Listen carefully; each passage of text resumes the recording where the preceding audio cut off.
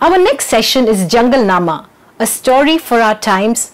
Amitabh Ghosh in conversation with Shomak Ghoshal. For a while now, the Sundarban's strange and wild landscape has fascinated writer Amitabh Ghosh. The powerful impression it has made also became the heart of his novel The Hungry Tide. Jungle Nama is Amitabh Ghosh's verse adaptation of an episode from the legend of Bon Bibi, a tale popular in the villages of the Sundarban and evokes the wonder of the Sundarbans through its poetry, accompanied by stunning artwork by the renowned artist Salman Toor. Please allow me a moment to introduce the speakers. Amitabh Ghosh was born in Kolkata and grew up in India, Bangladesh and Sri Lanka. He is the author of 2 books of non-fiction, a collection of essays and 10 novels. His books have won many prizes and he holds 4 honorary doctorates. His work has been translated into more than 30 languages and he has served on the jury of the Locarno and the Venice Film Festivals. In 2018, he became the first English language writer to receive India's highest literary honor, the Jnanpith Award. His most recent publication is Jungle Nama, an adaptation of a legend from the Sundarbans with artwork by Salman Toor. His new book, The Nutmeg's Curse, Parables for a Planet in Crisis, a work of non-fiction, was published in October 2021. He lives in Brooklyn, New York, with his wife, the writer Deborah Baker. Shomak Ghoshal is a writer and the books editor of Mint Lounge, based in Bengaluru. He is the author of 10 Indian heroes who help people live with dignity. Welcome, Mr. Ghosh and Mr. Ghoshal. Over to you.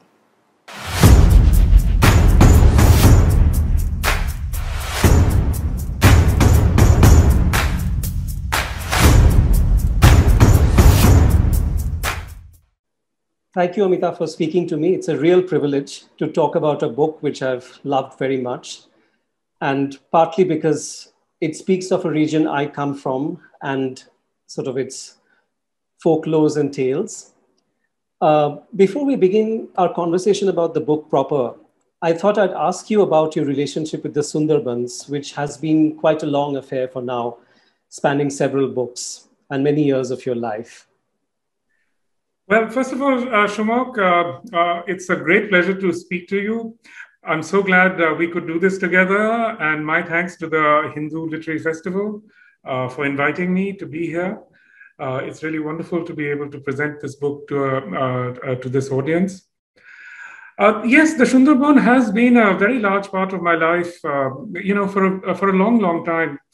And one reason for that is that my uncle, one of my father's brothers, used to be a school teacher in Goshaba in the Sundarban.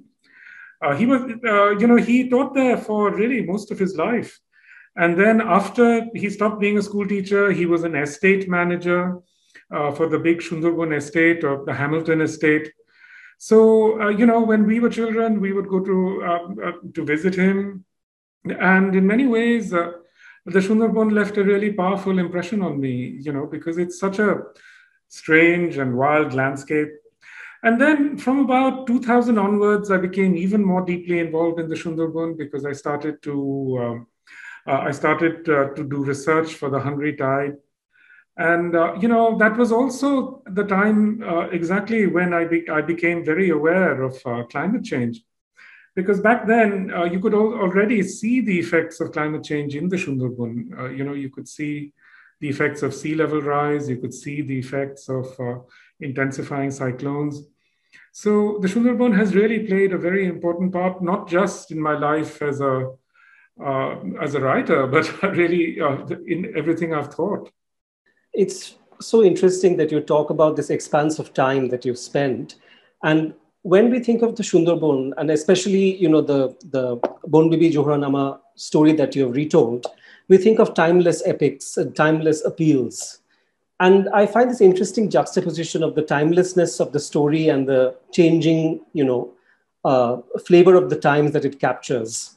Would you like to talk about a little about the background to the book, about how Jungle Nama came about, from these, ancient folklores?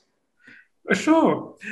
See, yeah, it's a curious thing about the chronology of the Bun Bibi legend of the, so I should explain that Jungle Nama is a retelling of one episode from the legend of Bun Bibi, who is like the reigning being of the forest.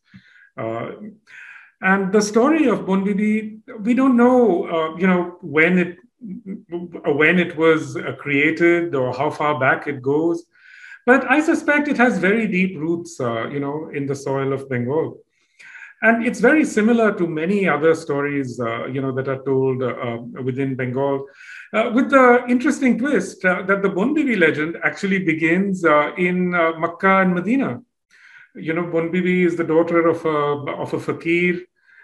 She's sent back from Makkah and Medina to come and restore peace and order to the Sundarban.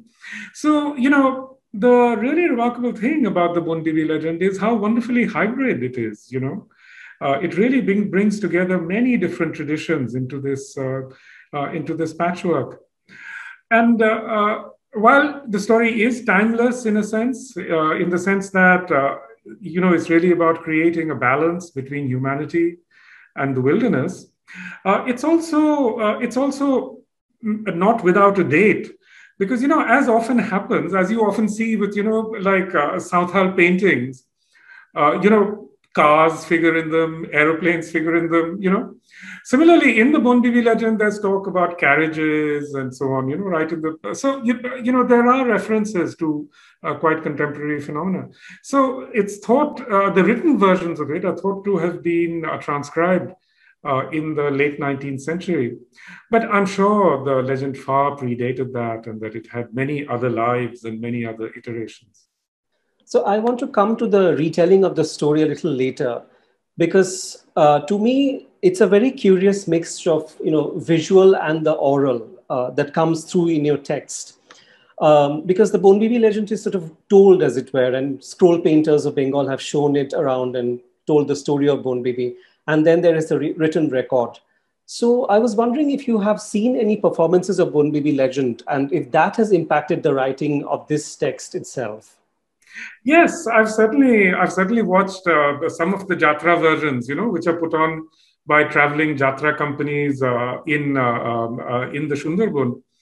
And these companies are, as you know, they're really kind of take you back to the time of Shakespeare or something, because the female roles acted by men often, so it's a very remarkable experience just watching those performances. But I can't claim to have sat through an entire Bun Bibi enactment, because they go on all night and it's often not very comfortable. But yes, I've certainly watched them with much interest. So, again, the legend exists in these multiple iterations. Each Jatra company will tell the story in its own way. It'll emphasize different aspects of it. Similarly, people tell the story of Bun Bibi all the time when you're in the Sundarban. They refer to things, just as, say, within, let's say, UP, Bihar, people will often refer to the Ramayana, Mahabharata, the song of Alha, and so on. Similarly, in the Sundarban, these mythological references permeate everyday life, and they create a kind of charter for everyday life. So yes, there are all these different versions of it, and I've stressed, certain elements of the legend for my own adaptation. In fact, I was coming to that, the elements that you have picked up on. A lot of them have to do with sort of, like a morality play kind of almost aspect to it. There's a kind of fabulous structure to it in which, evil is punished and good is rewarded. And then at some point at the end of the book, in the afterword, you write that this is a child's story which has been now given a second life as an adult narrative. Would you like to talk about this process of adaptation and how, a very, very sort of regional tale embedded in certain specific circumstances became a universal story of climate change and environmental degradation? Shamak, I don't think I've said that it's a child story. I've said, in fact, the opposite, that within the sort of capsule of modernity, so to speak, a Right. story like this might be thought of as a child story, but that it's not a child story, in fact. And in the Sundarban, it's not at all a child story. I mean, it's a story that's absolutely hugely influential in people's lives and in the lives of everyone, you know, the hunters, the people who go into the forest to gather stuff and so on, the fishermen. So it's a very important aspect of people's lives. And that's exactly the part of it that I wanted to recapture. I think that the story that, I mean, the moral of the story of Bun Bibi and the story of Jungle Nama is how do you find a balance between the new needs of human beings and the needs of the wilderness? You know, the needs of other beings, the needs of animals like tigers and so on. So, you know, this is a very important story for our times, I think, because, you know, I don't know if you're aware of the work of a Native American botanist by the name of Robin Wall Kimmerer. She's written a wonderful book called Braiding Sweetgrass. And she is a, you know, a scientifically trained botanist and so on, but you know, she teaches classes in ecology and so on. And she writes about how, you know, within the Western tradition, there are so few stories about finding a balance with nature. Whereas for indigenous peoples everywhere and forest peoples everywhere, especially within our Adivasi traditions, this idea that, you know, that you have to leave to nature a certain part, you know, that you have to find some kind of balance with the needs of the earth. That's absolutely central, is absolutely planted at the foundation, you know, of Adivasi culture, of indigenous culture. And really, so in that sense, it's very much a part of forest cultures everywhere. And I think it's a fundamental, it's an absolutely fundamental lesson for today. You know, it's also a lesson which exists in many, many other iterations. I mean, for example, the story of Monasha Devi, the goddess of snakes, is very similar. You know, it's about finding she represents the voices of other beings, whereas the merchant, Chad Saudagar, you know, he represents the profit motive, you know, a sort of reigning, you know, just seizing whatever it can. And I must say that I think in those ways, these old stories really do capture something that is very essential about the world. Right, right. I guess I badly kind of paraphrased that bit where you say in the before times, stories like this one would have been considered childlike, yes, and thus fair for children. So that's what I meant when I said that it was meant as a children's story, but it's not, definitely. No, absolutely. I don't feel that it's a children's story. Not at all, not at all. And also the very modern quality of this story. I'm also thinking of Gun Island, which carries the traces of Sundarban into it, and the myths and the, you know, stories from that place. How you juxtapose the very modern world that you set your story in with those very ancient, you know, structures of feeling and behavior. So I just wondered if you would like to talk briefly about Monasha Mongol and its place in Gun Island, especially. That's a very interesting question. Yes, I mean, the Monasha Mongol Kabbu was completely central to the writing of Gun Island. You know, it was in reading the Padma Puran, you know, which is actually one of the best retellings of the Monasha legend, that the idea of Gun Island came to me. You know, so as you'll remember, Gun Island begins with a temple to Monasha Devi being found in the Sundarban. And, you know, can I tell you a story about that? It's such an uncanny thing with Gun Island. I've had so many of these experiences. But just last month, a geologist who teaches at Columbia University, who researches, you know, subsidence in the Gangetic Delta, wrote to me and said that he had found a temple just like the one that I described in Gun Island, and he sent me pictures, and it was completely uncanny because I had no idea that such a temple existed. It's near Khulna, this temple. Right. And, it's also in Gun Island, the temple is built in the Bishnupuri style. This actual temple is also built in the Bishnupuri style, and it looks exactly very much like the temple that I envisaged in Gun Island. So, Right. it's strange how the past and how, especially I would say, the 17th century is coming back to haunt us, in so many ways. I think reality is stranger than fiction. That's what it's telling us, really. It is much stranger than fiction. Fiction doesn't even come close.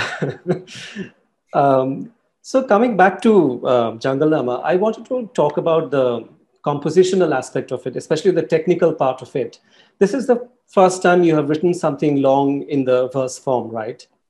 Yes, and I'm very glad that you refer to it as verse, because it's just narrative verse. It's not poetry in the modern sense, and the people, I mean, even Biprodash Pillai, who wrote one of the great Mongol kabbos about Manasha Devi, I don't think they thought of themselves as poets in the modern sense.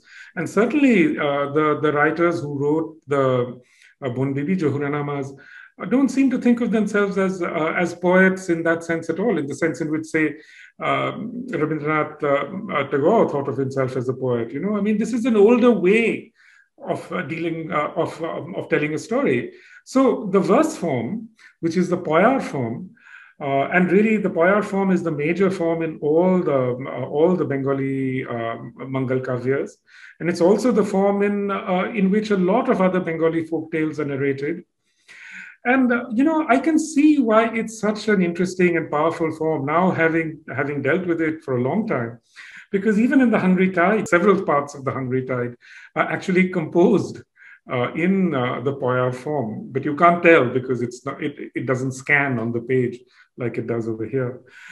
So the Poyar form is basically rhyming couplets of 24 syllables, with a AABB form. And it's a very simple form in a certain sense, except that each line of each 12 or 14 syllable line has a caesura or a break in the middle. It's a simple and flexible form in a certain way. It's a form that's meant to be chanted. It's meant to be sung. Indeed, in the Mongol kabbos, always every passage is preceded by the name of a rag, which makes it quite clear that it's meant to be sung in, say, Patamanjari or whatever. So, it's a form which establishes itself as something that exists in order to be spoken out aloud, to be chanted, to be performed, to be sung, which is a very different way from experiencing a text from what we have today. You and I, we grew up, reading in our heads. Even as very little children, we never read aloud, I mean, until maybe you read aloud until you were 4 or 5 or something. But after that, we learned to read silently because that's what our education tells us to do. But we should not forget that, reading in silence was not a practice until the late 17th century, late 18th century, sorry. So it only became a sort of a reading practice quite recently, I would say. Before that, reading too was a kind of collective exercise, where people always read out aloud, where people experienced a text together, just as many people do today, with texts like the Ramayana or the Mahabharata or whatever. So I wanted to go back, to try and recreate a text which would open itself in this way, to exist in these multiple iterations, where it can be sung, where it can exist with pictorial elements, especially within, palm leaf manuscripts. Palm leaf manuscripts were always illuminated in different ways. So I wanted to experiment with all of that. But what was also really interesting for me was to discover, what a remarkably flexible and powerful form the Poyar meter is. It can carry a story, it adds rhythm to a story, it adds its own momentum. And that's why the meter became actually a protagonist within the story. I mean, the magic of the story is inheres in the meter. So it's when that's absolutely, part of my adaptation. It's certainly not within the Bonbibi legend as such.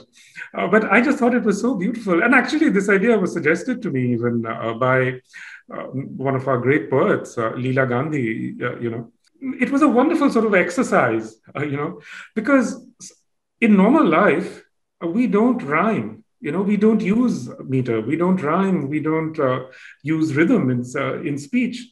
And it's once you begin to use rhythm and rhyme that you discover actually what a powerful form it is. And the strange thing about it also that I discovered is that, especially with rhyme and meter, when you're doing it, it uses a part of your brain that's not used at all. I mean, you can literally feel it, you can feel it in your head. You feel, this part of my brain I've never used before. And it's suddenly coming into use. So it's really exciting, And that's why you can see the energy of, say, rap music. Right. Those guys are using a part of their brain which is not normally used. And it was wonderful.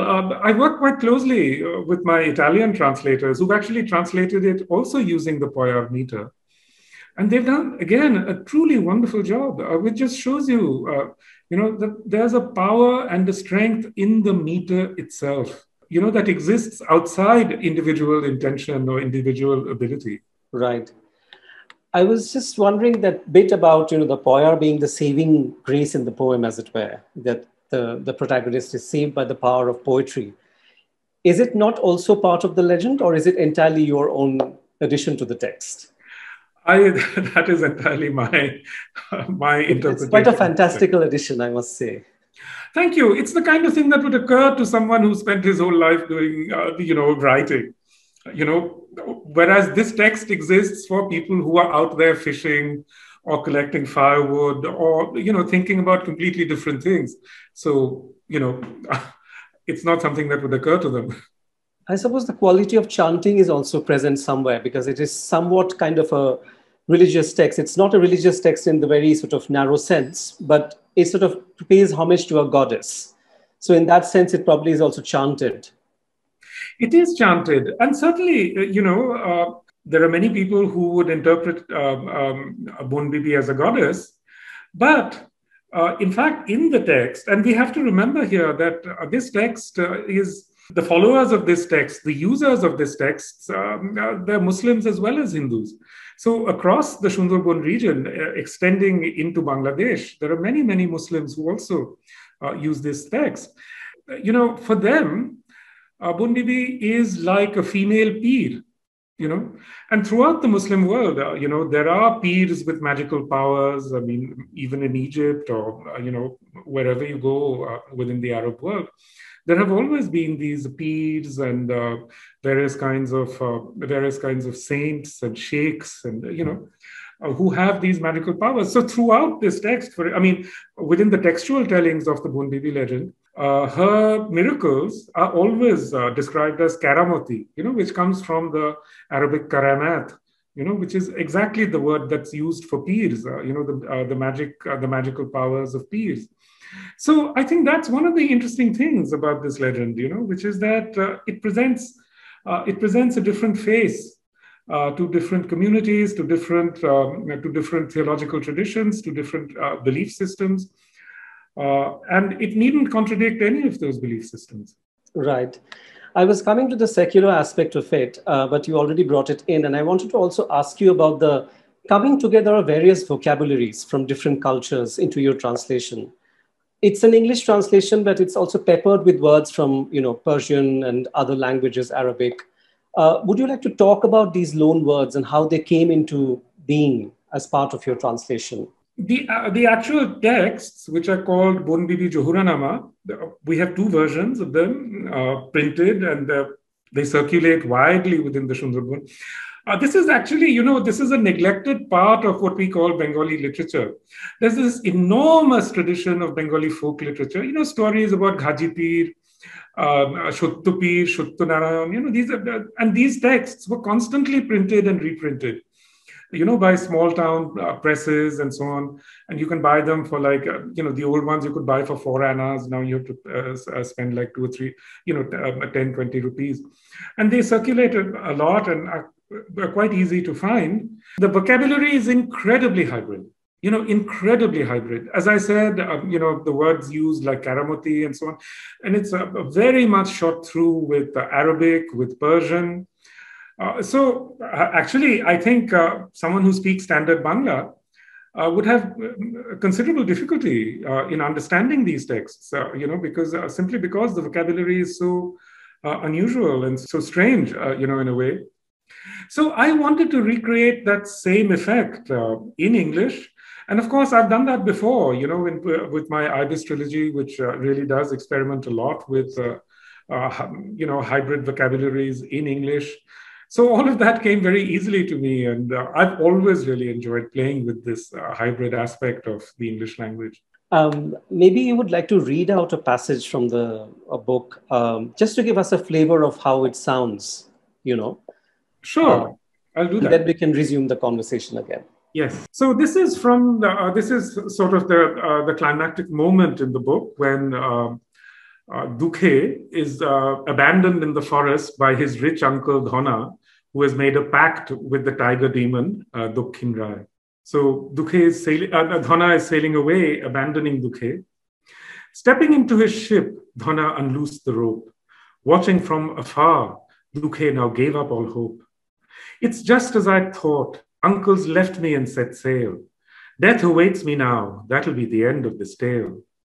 Dukkhin Rai, exultant, feasted his eyes on Dukhe. The rich ones kept his word. He's left me my prey. His maw began to tingle as he watched his prize. In an instant he assumed his tiger disguise. How long has it been since human flesh came my way? What bliss to find a victim like this sad Dukhe. On the far mud bank, Dukhe caught sight of the beast. Its amber eyes glittered as it watched its feast. With its nose a twitch, it sniffed the spoor of its game. Its ochre stripes shimmered like tongues of burning flame. That's no mere tiger, thought Dukhe, panic-stricken. It's Dhona's master, come to collect his portion. Then at last his mother's words rang in his head. Use the meter of wonder, call Bon Bibi, she'd said. But how to find the words in the state of panic, with the beast about to spring, grim and satanic? There we are. That's lovely. Thank you. I just to brag a little bit, just 2 days ago, I got a message from my old friend, Shukanta Chaudhary, who's, of course, one of the great literary scholars of our time. And he said he was really astonished by my use of poyar in English. He hadn't thought that it would be possible. So I think actually it's the meter itself which is the truly remarkable form. It's a very beautiful, elegant meter, in spite of its very rhyming scheme and very sort of structured scheme. That's right. To me, it was also the encounter with foreign words, like the way you intersperse a word like khidmatgar in a very otherwise English line. And the reader kind of stumbles and halts and savors that word for a moment before they move on. And I remember speaking to you earlier where you once mentioned to me that in etymology, one encounters history. And in this translation for me, there was this real sense of history flowing through the lines, because you gather so much influence from so many places without obviously, making it evident to us. Would you like to talk about this idea of history flowing into this text through language and the afterlife of language especially? Well, that's such an interesting question, Shomuk. And you're absolutely right. I mean, I think etymology really creates a tapestry of history. The word khidmatgar is a good example. No one uses the word khidmatgar anymore. I mean, not in English, not in Hindustani, not in Hindi. We never say khidmatgar anymore because it's a word that's become, that's kind of faded away. But, if you look at the longer Oxford English Dictionary, you'll find that there are many entries under khidmatgar. I mean, it's spelled in various different ways, but in the sense that it's a part of the Oxford English Dictionary, I think we can say that khidmatkar is actually an English word. It's a word that's not in use in many languages anymore, but when we see that word, we immediately know what it means. There are many such words in English, which has left a profound trace on the English language, especially in the description of textiles. After all, the English first came to Bengal because of textiles, Bengal and Gujarat. So there are so many kinds of, Indian words that have entered the English language through textiles, and that are perfectly alive today. But we never make that connection. For example, dungarees, dungaree is very much a live word in American English. People wear dungarees. It's a particular kind of, outfit, you might call it. But dungaree comes from Dongri Fort in Mumbai. Similarly, there's so many kinds of muslin and so on. Alli Balli, was a grade of muslin. And all those words come into this into Jungle Nama as well. And I've always delighted in using those words because, to me, they bring history alive. And it's, I just really enjoyed it. So again, one of the ways in which Jungle Nama is really a story, it's very much a story of Bengal, is that it's also a story of sailing. It's a story about these merchants who set sail, who sail, sail towards the sea. And again, the Monasha Mongol Kabbo is also exactly that. It's a story of sailing. And in that way, the entire folklore of Bengal is completely different from the folklore of, say, UP, Bihar. For Bengalis, there was no Kalapani. Yeah. Bengali merchants went, they sailed here and there. The Monasha Mongol Kabbo is filled with descriptions of Lanka and here and there, many places which are not actually even identified to this day, So this is a complete difference, And I think it's important to recognize this, that, what is taken for, as it were, a hegemonic Indic culture is not hegemonic at all if you look at it from the peripheries, like if you look at it from Bengal. And you can call Bengal a periphery in some sense, but Bengal is huge. I mean, it's like, what? It's almost like 340 million people. It's I think the fourth or fifth most spoken language in the world. Exactly. So, I mean, this is not a marginal literature. It's not a marginal language. It's a language which is increasingly absolutely a global language. I hear Bengali everywhere. Here, I'm speaking to you from Goa. In the last 20, 30 years, I've really seen this change happen in front of my own eyes. The entire working population of Goa now is Bengali. You hear Bangla spoken all over the streets. Similarly in Brooklyn, the people who work in Brooklyn, who repair houses and so on, are Bengalis. Yeah. Rome and the Bangladeshis in Rome, in Ghana Island. Yes, I'm sure you've seen that. Yeah. And I was just going to say, this is a phenomenon that's occurred really within our own lifetimes. I mean, the ways in which Bangla has really become, as we would say in Bangla, Shorbugati, It's everywhere. Right. I mean, it's so interesting that, we have these stories of Bengali merchants sailing off in pursuit of wealth, commerce, and ordinarily we wouldn't associate Bengalis with business very much. There's a kind of Bengali kind of hesitancy about that in the modern age. So we definitely had a very different origin story. Well, I'd like to say something about that, if that's okay with you. Of course. If you look at the Bengal Chamber of Commerce reports from the early 20th century or late 19th century, you'll see that, in fact, there were many, many Bengali entrepreneurs, many Bengali firms. Unfortunately, I think what happened in Bengal is that and again, a lot of this has to do with the opium trade, which became, the single most important trade in Eastern India for 150 years, And the opium trade was conducted under monopoly conditions by the British through the entire period of East India Company rule and later. So, it was unlike Bombay, where individual entrepreneurship was really rewarded. In Bengal, and specifically in Calcutta, it was monopoly that was always rewarded. So Bengal became the seat of, let's say, not just the opium industry, but the tea industry, which was completely monopolistic in the sense that it was produced on these absolutely racially structured plantations where the managers were white and the labor were essentially, they worked under conditions that were akin to slavery. So what we had really in Bengal were these appalling monocultures, and I think it's those things that ultimately created an absolute breakdown, within the economic fiber of Eastern India. Just think about it. I mean, historically, the richest part of India, the part of India that was the most productive, that produced the most number of intellectuals, writers, etc., was Bihar. Pataliputra. I mean, going back to the time of Ashoka, this was the richest part, the richest, most productive part of the Indian subcontinent. What really destroyed it was truly, this opium monoculture, which the British imposed upon it, going back to the late 18th century. And there are studies to prove this now, in certain districts where opium was, as it were, forcibly cultivated.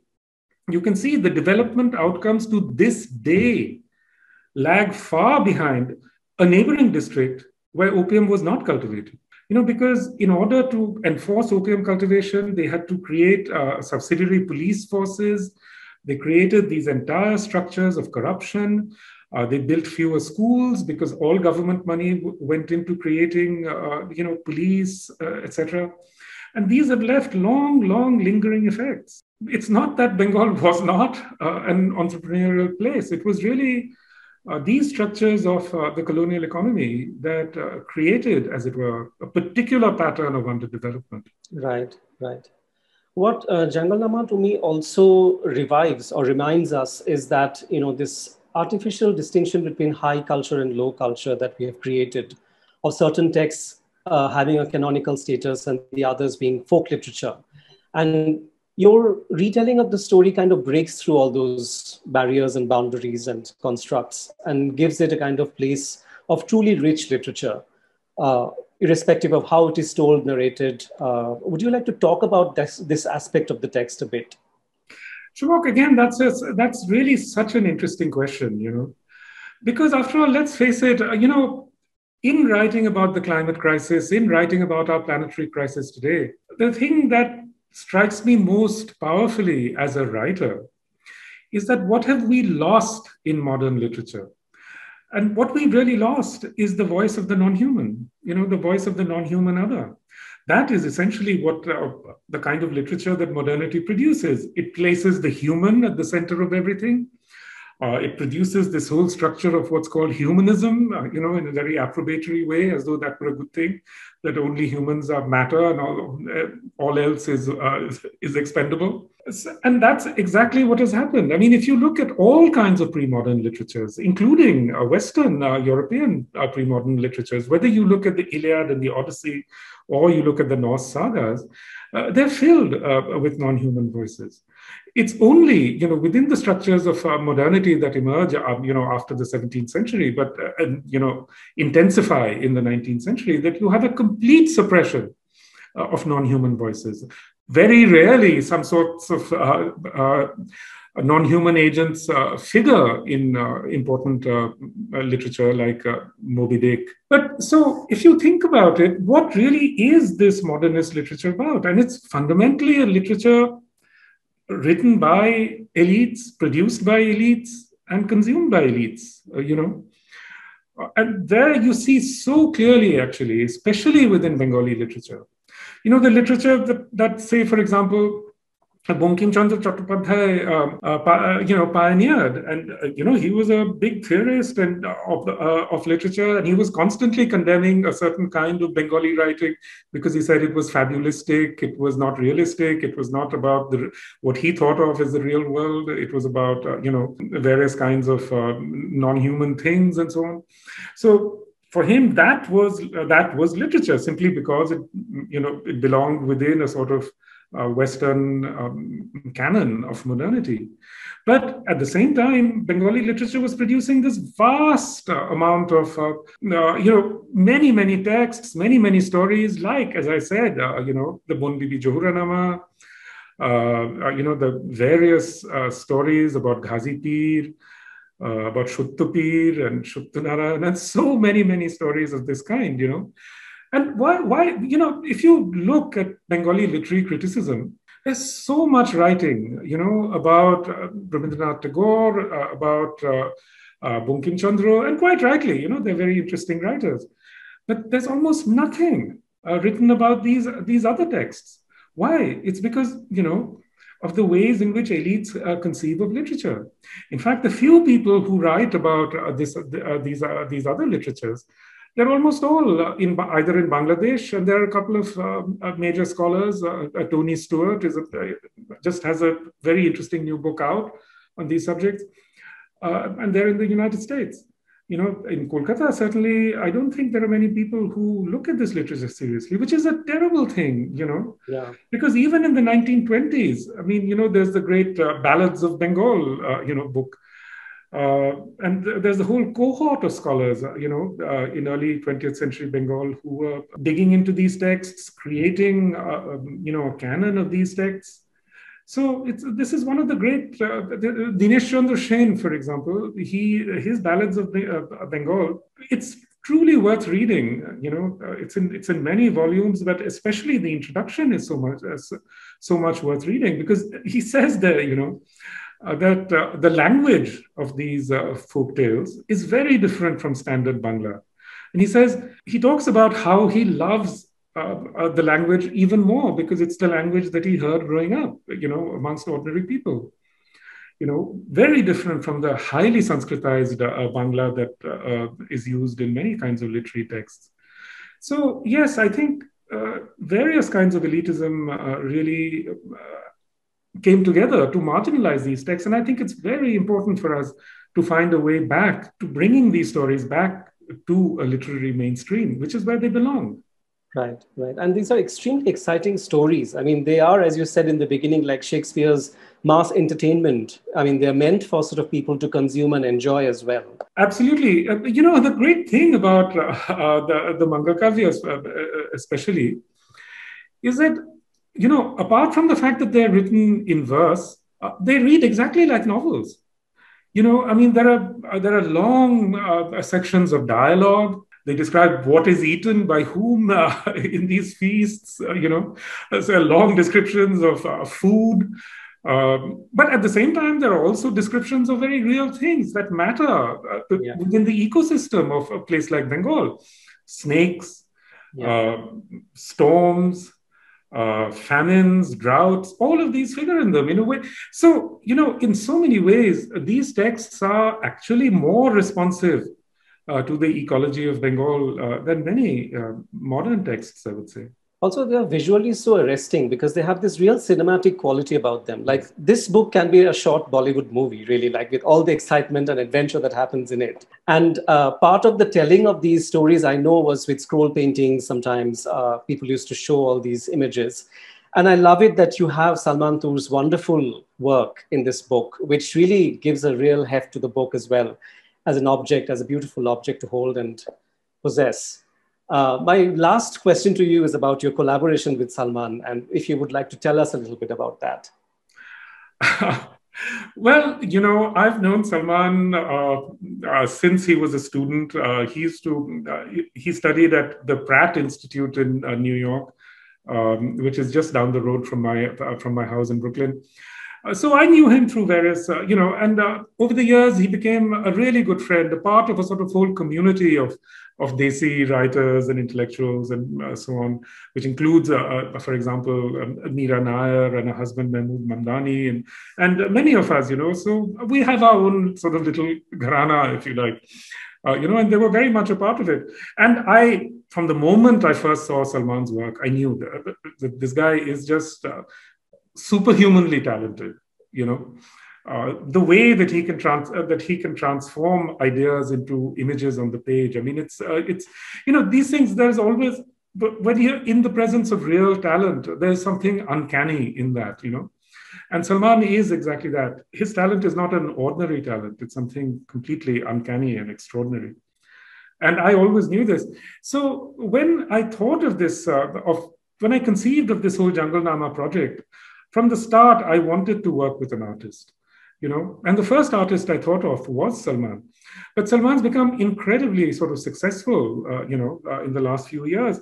And I knew that he had a big show opening at the Whitney, which is kind of completely unprecedented for an artist of his age from South Asia and so on. So I was hesitant to ask him, but then this pandemic intervened and his show was postponed. So he had some time. So it was a truly astonishing experience, I mean, he loved the text. He saw Salman, apart from everything else, is very engaged with environmental issues. He is a big reader, reads a lot and so on. Every day for about a month, we would talk about different passages in the book, what might be a good passage for him to work on. And, at the end of the day, he would produce these absolutely miraculous images. They would just turn up on my screen and I would be mesmerized, just stare at them for hours, really. So it was a wonderful experience. It was a truly wonderful experience because I've never collaborated before. That's what contemporary writing is. A writer sits at his desk and his or her desk and, everything happens inside their own head. But this was a wonderful thing to collaborate in this way. And I do hope, that going ahead, I'm able to do more collaborations of this kind, because I think one of the problems really, as I said in The Great Derangement, is that writing needs to find new forms, new ways of speaking to the world and of the world, And so one way out, I think, is to actually open ourselves to imagery, which has been so completely suppressed within modern literature. Absolutely. And there's real pleasure in also holding and beholding the book as an object in an age when we are going to, e-readers and screen reading and all of that. A physical book like this is a real, special thing to hold. It's so important because it's very, that books exist as artifacts is so important, So I often tell people, I said, the closest you're ever going to come to holding an actual Salman tour in your hands is through Jungle-Nama. That's true. I mean, this is the closest we can have to possessing his artwork, I suppose, most of us. Well, because his work is now setting records, at auctions and so on. Truly. Thank you, Amitav. It's always a pleasure talking to you. And thank you for sharing your thoughts on your book. Thank you, Shomak. Thank you so much for doing this. And my thanks also to the Hindu Literary Festival for providing us this platform. Thank you. Thank you for this fantastic session that not only celebrates the beauty of verse, its power, potential, and what it does to a writer who engages with it, but also the fact that Jungle-Nama must be read for the timelessness of the story and for some fundamental lessons in finding balance and coexisting in harmony with nature.